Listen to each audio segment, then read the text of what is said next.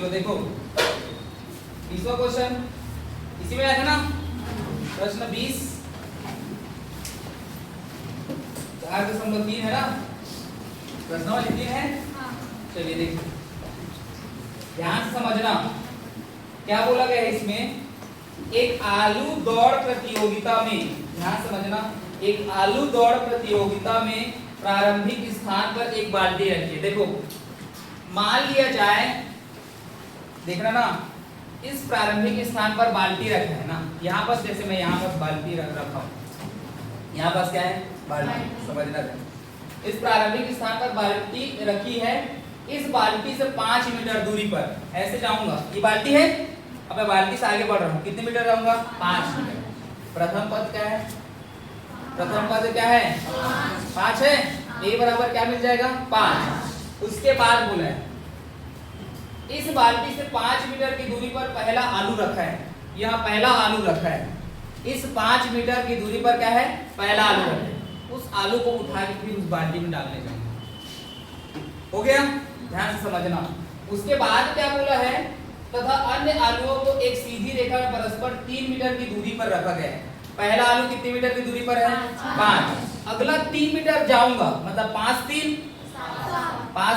8, तो 8 मीटर की दूरी पर कौन सा आलू मिलेगा दूसरा, 3 और बढ़ाओ 11 मीटर की दूरी पर तीसरा, 14 मीटर की दूरी पर कितना बढ़ रहा है, इसका मान होगा इसका मान होगा ए का मान क्या होगा 5। तो बोला गया, समझिए 3 मीटर की दूरी पर रखा गया है, इस रेखा पर 10 आलू रखे गए हैं। कितने आलू रखे गए हैं टोटल 10, मतलब आलूओं की संख्या कितनी है 10। तो पदों की संख्या n से दर्शाते हैं, तो आलूओं की संख्या n बराबर क्या हो जाएगा 10।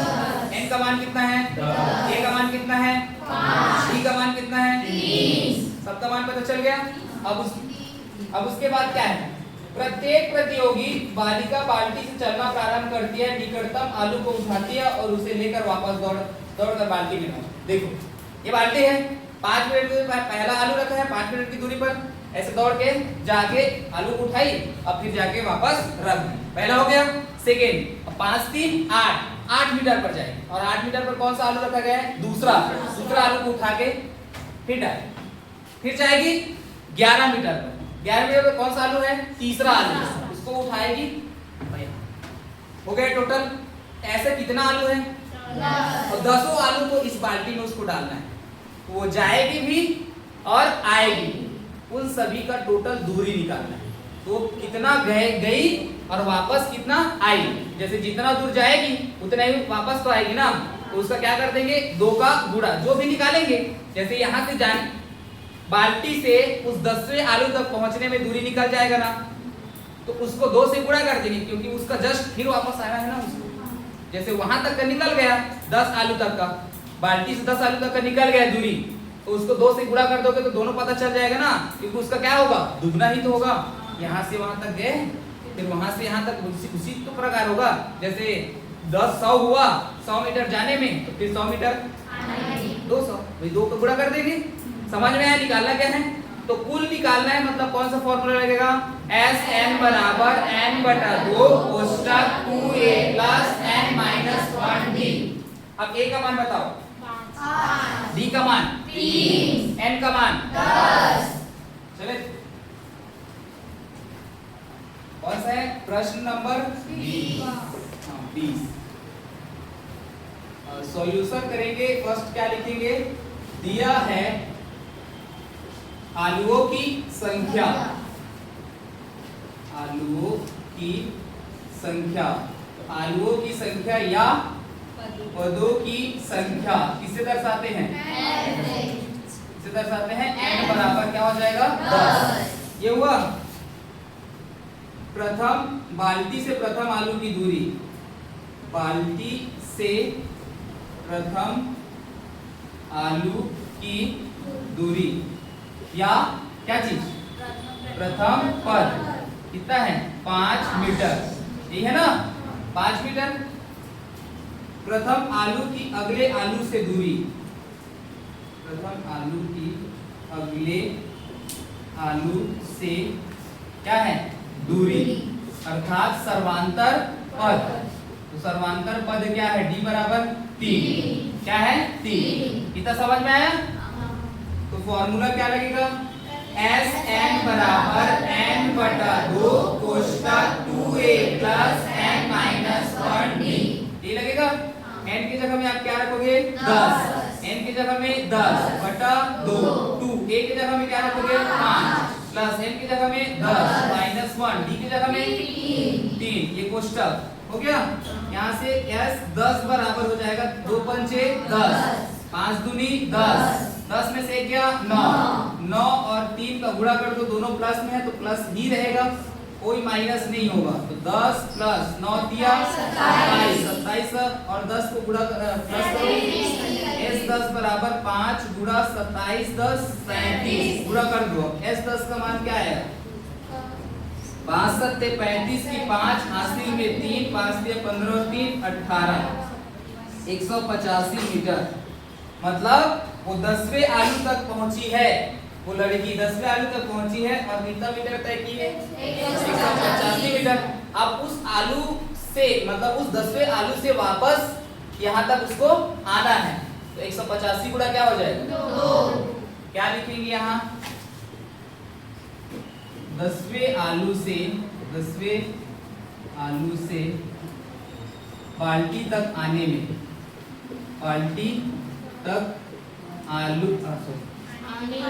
बाल्टी तक आने में तय की गई दूरी क्या हो जाएगा?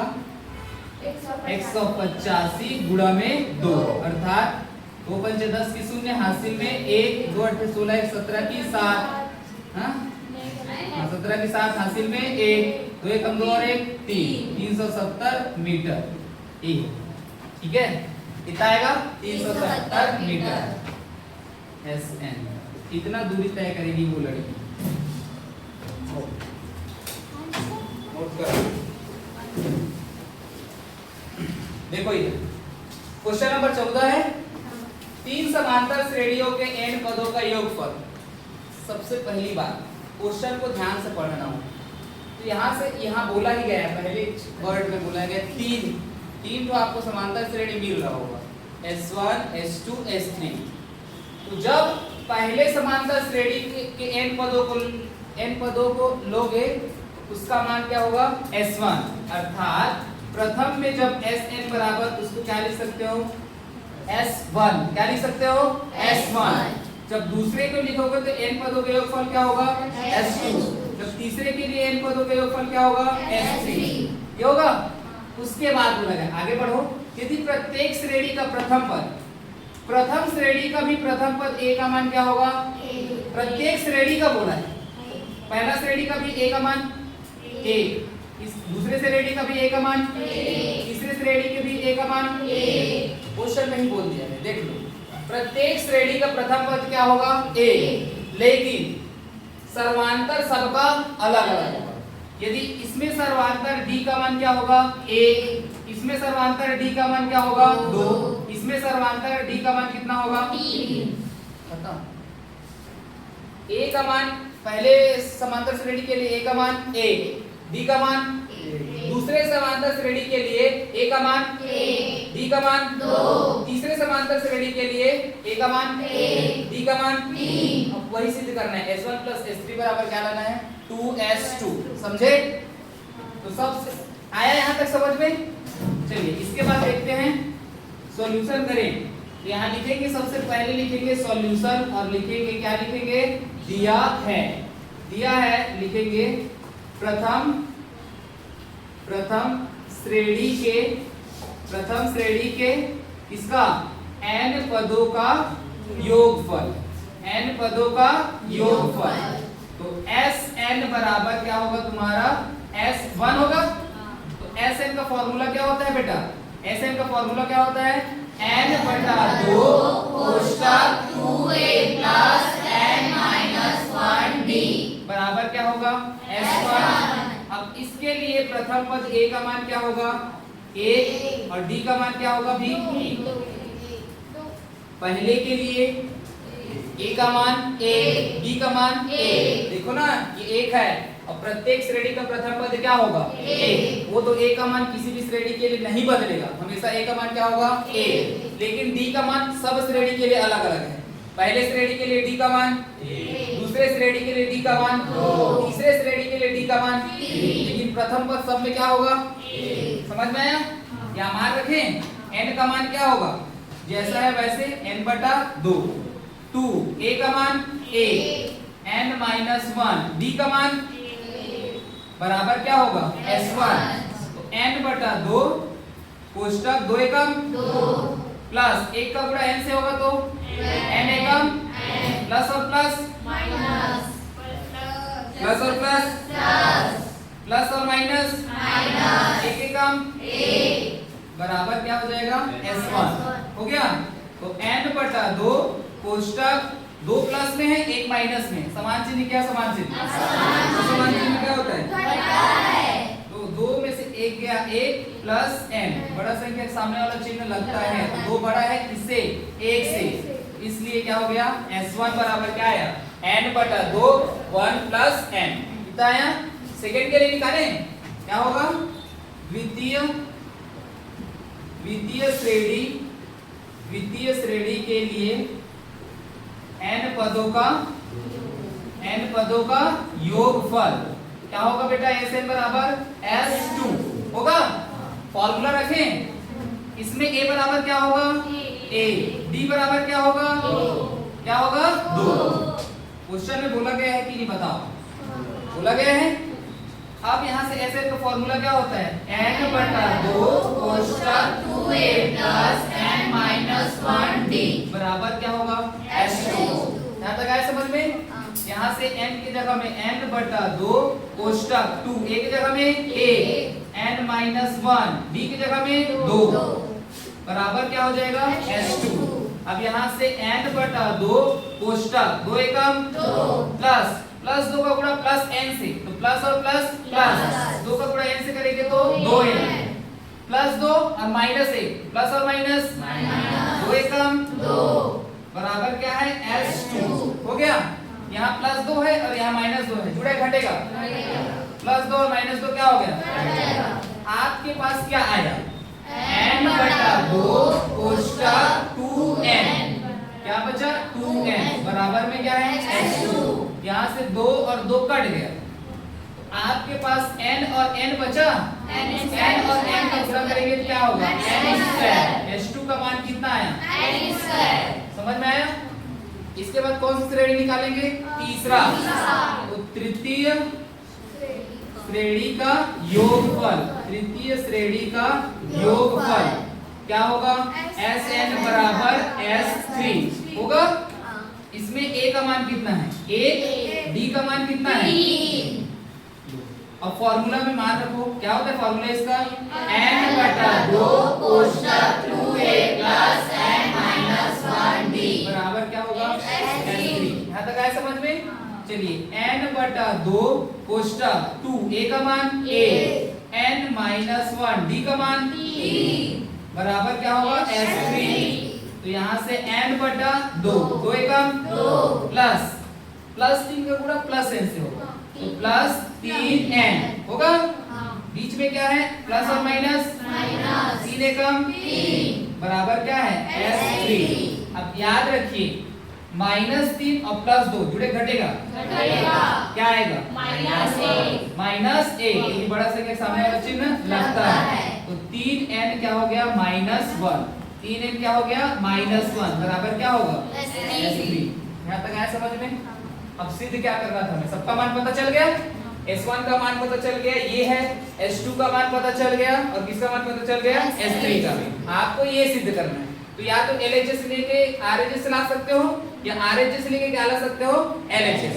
तो हम LHS को लेके क्या ला रहे हैं RHS। ध्यान समझना आपका दिया है S1 प्लस S3 बराबर क्या है 2S2। LHS को लूं तो LHS में क्या दिया है बेटा S1 प्लस S3। चलिए मान बस रखना है आप S1 का मान क्या है बताइए n बटा 2 कोष्टक 1 प्लस n। अब क्या है बीच में बीच में क्या है प्लस।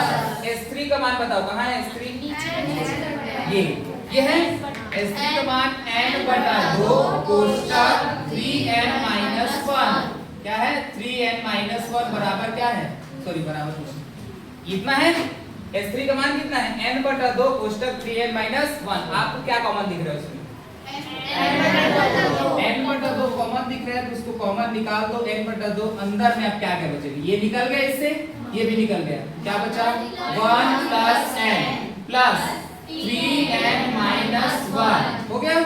यहाँ से -1 और +1 कट जाएगा 3n और 1n 3n और 1n कितना हो जाएगा 4n तो ये 4n 2 एकम 2 दूनी 4 क्या आएगा n इंटू में 2n n और n का गुणा करेंगे क्या होगा n² क्या होगा 2 इंटू n का स्क्वायर यही होगा 2 एकम 2 n और n का गुणा करेंगे तो n² लिख ले तू लिख ले कोई दिक्कत नहीं n और n का गुणा करेंगे तो n² होगा। अब देखिए n² किसके बराबर में था किसके बराबर में था s2 किसके बराबर में था s2 तो बताइए n² की जगह मैं s2 लिख सकता हूं कि नहीं लिख सकता हूं क्योंकि s2 बराबर क्या है n² अर्थात LHS बराबर क्या है तुम्हारा 2 और n² की जगह में क्या लिखोगे तुम s2 तो बताओ LHS बराबर क्या आया RHS सिद्ध हुआ कि नहीं सिद्ध हुआ समझ में आया नोट कीजिए इसको